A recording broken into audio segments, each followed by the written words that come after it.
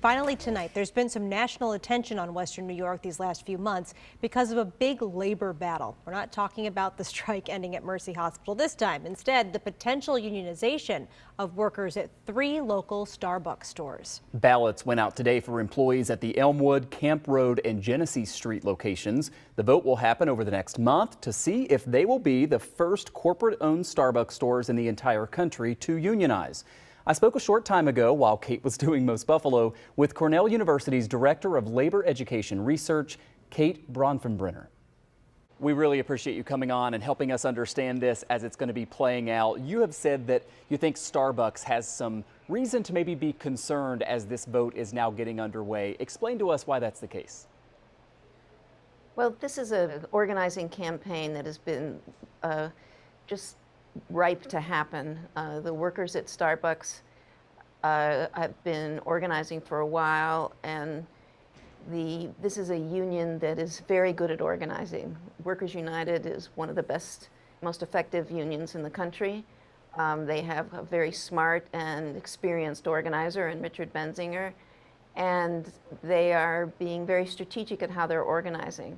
And I think that Starbucks thought that they were going to be able to beat back this campaign using the same strategies they've used all along. But they underestimated the union, and they didn't expect the labor board to rule against them. We reported here yesterday to kind of pick up on that there are 3 more stores here in Western New York where the workers, now want to vote on this as well. So we kind of wonder, is this the type of thing that you maybe think will increase, especially if the initial vote goes through? Well, organizing is contagious. Workers start to see that it's possible. They see that, one set of workers organize, and they think, well, we can do that too. And they get courage from each other. So, and we see that with the strike wave that's happening across the country, and the same thing happens with organizing. If this does pass, how do you see Starbucks reacting to it and perhaps, trying to prevent it from spreading? Because the company has been pretty clear that they are opposed to the unionization efforts that are underway. How do you think the company is going to react, I guess one way or the other, depending on how the vote pans out? Well, Starbucks tried their same old playbook. They sent their boss to the Buffalo, and he came and did a big captive audience meeting, and he thought that would work, and it didn't. They'll do the same anti-union campaigns that employers do everywhere, and the intimidation, coercion, threats, discharges, which is what the overwhelming majority of private sector employers do, especially the big corporations such as Starbucks and Walmart and Amazon. But when workers really want to organize, as these workers in Buffalo want to do, workers still can win, and especially when an employer as wealthy as Starbucks kind of overplays their hand, which they have seemed to be doing in Buffalo.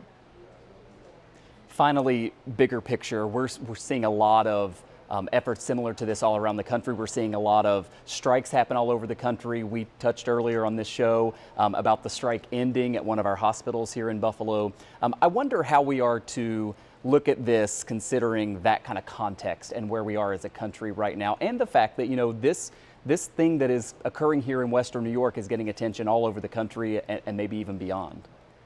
Well, I think we're coming out of this crisis and the pandemic, where we see, the corporations that have made millions of dollars at a time that many workers have, or billions of dollars at a time many workers have really suffered, and they're asking workers to often take concessions or,